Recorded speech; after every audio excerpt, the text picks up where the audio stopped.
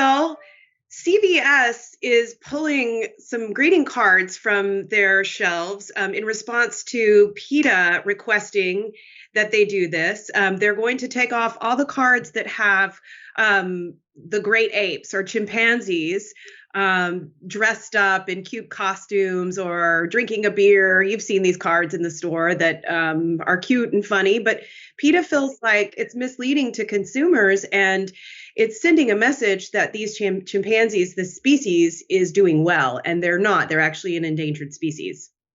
So, when I read this, and I understand Peter's position, I also happen to love those gorilla and chimp cards. I think they're great. And I think that there's a compromise here that nobody's talking about.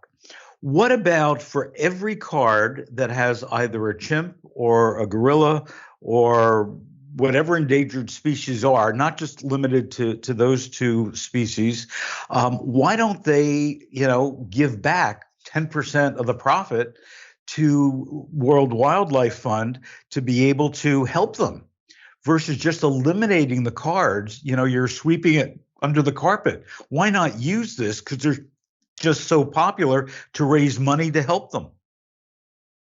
Absolutely. I think that's a great idea. And the World Wildlife Fund, I know my son has received images from friends as gifts before of animals that are endangered, and the money went to the World Wildlife Fund. So I think that's a great idea. And if consumers knew that, then maybe they would feel better about buying those cards at CVS. Yeah, and I don't even think consumers care. I think it's PETA. So let's raise some money for PETA and all these other groups by selling these cards. I think that just makes a lot more sense. And by the way, I don't know if you saw it, but last week on 60 Minutes was a terrific story about apes I think it was in Zimbabwe, and how they've been able to turn that. They were down to maybe 200. And now what they're doing is they're up to, I think, 650 of them. And as a result, it's turned a profit for that area because it's now a big tourist thing.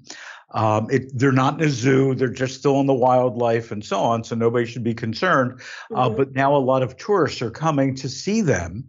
And it's brought, I forgot how many millions of dollars, but I want to say 10 or $20 million to that region, which is now funding schools and farms and everything else. So, that's what gave me the idea is let's use these cards to raise money. Let's not eliminate them. That's fantastic. So what else we got? Well, Phil, Dollar Tree is ditching dollar items. They have seen their profit margin fall from what is typically 35% to 30%. So as a response, for so long, they have been this store that has promoted the fact that they have a fixed price, but they are going to have to change that now. And they also are going to be raising prices by about 25% on the majority of its products. So we're going to see their name change from Dollar Tree to $1.25 Tree? Well, I wonder what sort of conversation is happening with that myself. Yeah, and about also rebranding. Yeah, and also, to be honest with you, since they bought Family Dollar, they've been in trouble. But their profit margin is 35%. That's much higher than the traditional supermarket is. So I understand what they're doing, but I think they're also going to lose a lot of customers as they do it. Even though it's only 25%, even only it's a quarter, I still think that their image for the past 35 years of being, a dollar or under is going to hurt. So it'll be interesting to see because the other stores, dollar store and so on, they've been selling things for over $1 for a while. But Dollar Tree, keeps on saying just $1. And maybe had they raised prices more gradually, they would get a lot less PR and turn off a lot less people. So, I understand that my diet contributes more to climate change than your diet does. Tell us about that. Well, we're seeing some studies coming out of the UK showing that men are actually eating a lot more meat than women. And I don't know if that's necessarily surprising, being that I think maybe men just eat more food than women. But what we're finding is that their meat heavy diets are causing 40% more climate emissions than women's do. And it goes beyond just meat, that men are eating or consuming more coffee, alcohol, and cake. And all of those are contributors as well. So I don't know. I mean, I guess for me, does this help? Does it help men have a better diet? Those men who are concerned about the environment, is this a wake up call that says eat healthier? And what I also love about this study, part two of the study, looked at Western countries and found that vegan and vegetarian diets were about a third less expensive to buy than typical diets. So, when we keep on hearing that going plant-based or going vegan or eating more fruits and vegetables is more expensive, this study proves that it's not. It compared 7 sustainable diets to the current typical diet in 150 countries using food prices from the World Bank, and it found that in high-income countries like the U.S., vegan diets were the most affordable, reducing food costs by 21 to 34%. And then vegetarians were a close second with 27 to 31% reduction in cost. Flexitarian, that has low amounts of meat and dairy, reduced costs by 14%.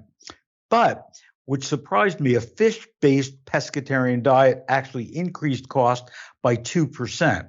Now, what we don't know is whether or not the fish-based diet was based on the price of fresh fish from that fresh fish counter or frozen fish, because what we know is frozen fish is about 30 to 40% less expensive. So I think if you buy fish in the frozen food case, you would still see a reduction. Agreed. And what I'm with you on what was most interesting about this study. I think it is great to see that, you can eat less meat and save money, but also that the message is not necessarily stop eating meat, but there are these other items as well: dairy, alcohol, processed foods, these cakes and confectionery. These items also are things that we could look at, rather than we can't eat meat. We can look at other areas of changing our diets as well. Yeah, and I would also, and again, we don't have the full study, so it's hard to comment.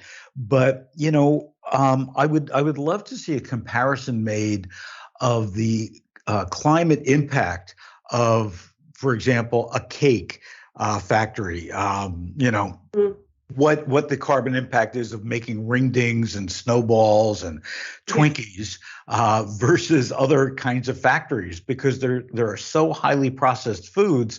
I would expect, and I don't know this for sure, but I would expect that they emit more stuff into the air from their factories than if you just had a meatpacking plant, which really isn't creating that much of a disaster. But we'll find out. And any of our viewers, please, if feel free to add that kind of information into the comment box, and we will take it at the end of the episode. So, Sally, Walmart's doing something cool.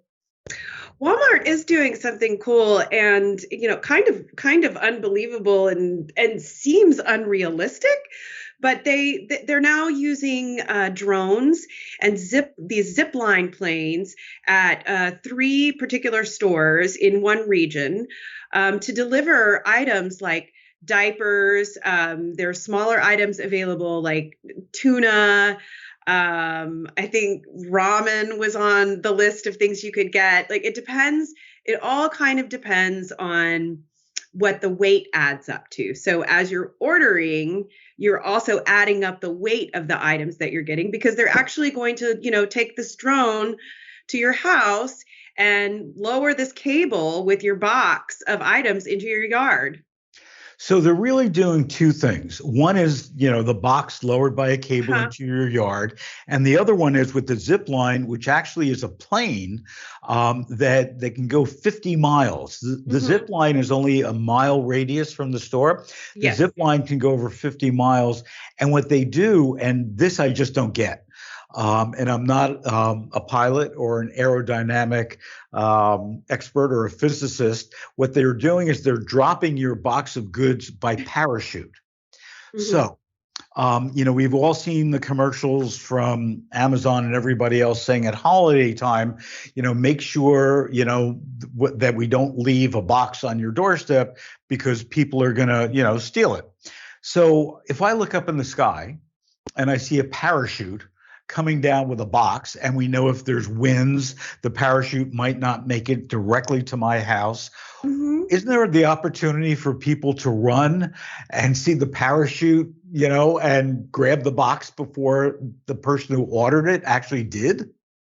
It seems like so many things could happen. What if it goes into your pool, Yeah, or see, lands on your roof, yeah, or yeah. What if or it gets caught winds in up? a tree? I mean, it does seem like so many things could go wrong, but I'm sure that there's some interesting technology applied to it. I guess I can only hope, but I'm not going to order anything by parachute.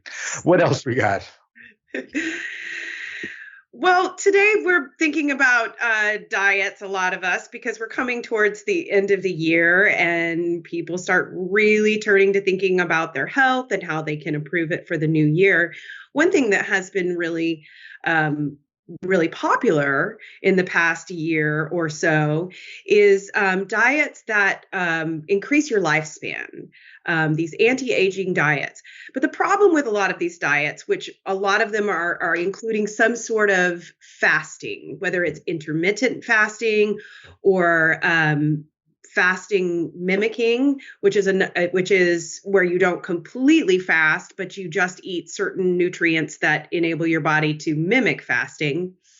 But the problem with these diets is that there's not a lot of science or evidence to back up um, the fact that they actually do what they're promoted for. And most of the studies, if not all the studies, have been done on rodents. Hmm. And I know we love using rodents to test all kinds of things on, but that's still not a human being. And if we look at the science, to your point, basically, if you want to live a longer life, eat less calories. It doesn't make a difference what you're eating, but if your BMI is in check, if you're at the proper weight, you will live longer and healthier and better. Yeah, if you are using the same amount of energy that you are putting into your body, then that seems to be unanimous across the board that that is eating well and taking care of your body well. And we have to remember that as we're going into the holidays, Yeah. even though we just finished Thanksgiving. But I don't know about you, but I was good on Thanksgiving. I did not overeat on Thanksgiving. Well, we didn't really either. We had less leftovers than we normally do, but I think that we that my mother-in-law, she bought a smaller turkey because that's all she could get this year. And so, Yep. it worked out fine. That's great. Well, thanks, Sally. Thank you.